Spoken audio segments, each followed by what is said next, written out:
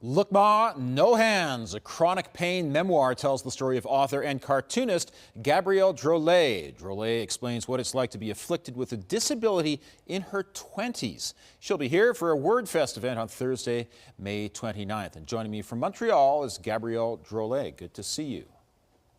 Good to see you.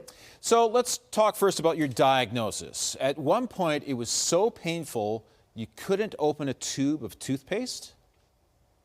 Yeah, that's right. I had a very sudden onset chronic pain issue where one day everything was fine, I was working normally, and then I got diagnosed with carpal tunnel. And it was very clear that that's not what it was because it kept progressing. And very suddenly, within the span of a few months, I went from being fully mobile, zero pain, to struggling to brush my teeth or to write or to work. So you are a writer and also a cartoonist using your hands. So how did you have to adapt to get work done? Yeah, using your hands is pretty essential for all work, but especially writing and drawing in particular, I think was really a tough thing to find a workaround.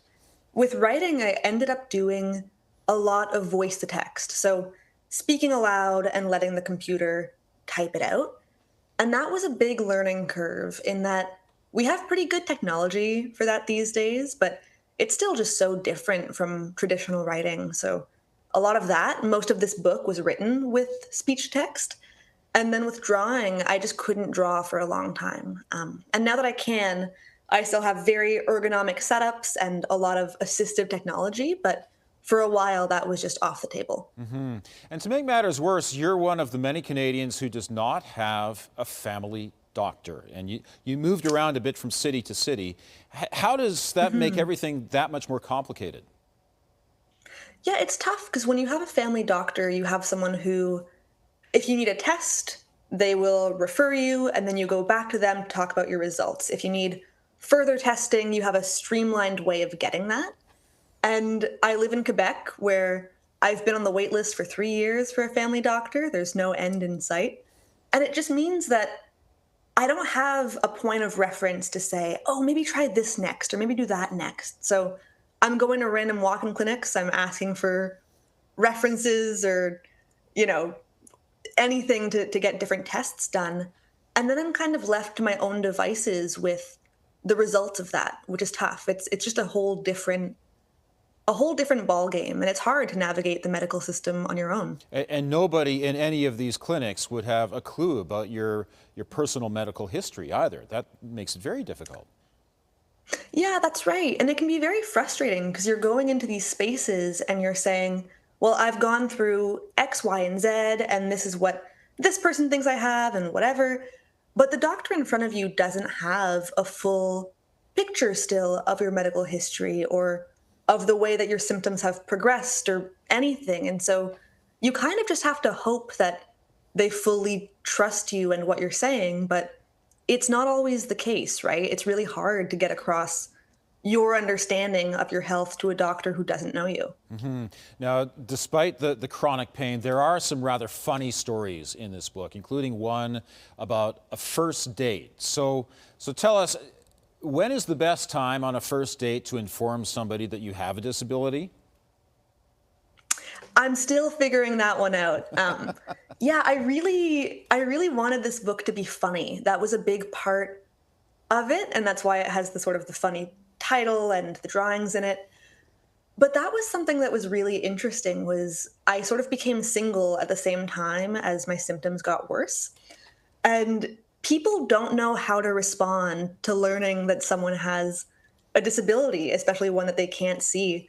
So I've been on a lot of dates where I find ways to mention that, I'm like, oh, by the way, especially when it was quite a lot worse. And people just don't know what to say. Sometimes people have very shocking responses, which has been interesting.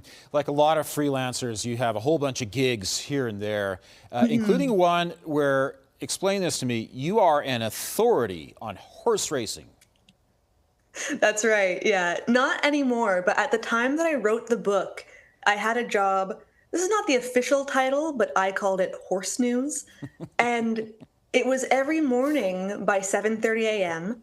I would have to write a report summarizing all of the major headlines on American horse racing from the past 24 hours. And so this would go out to a horse racing company who wanted to have, a good idea of what was happening in their industry. But I learned so much about horses. I had never learned anything prior to this job about horse racing, and suddenly I was an expert. I was like, yeah, this track has renovations happening. This horse won a race.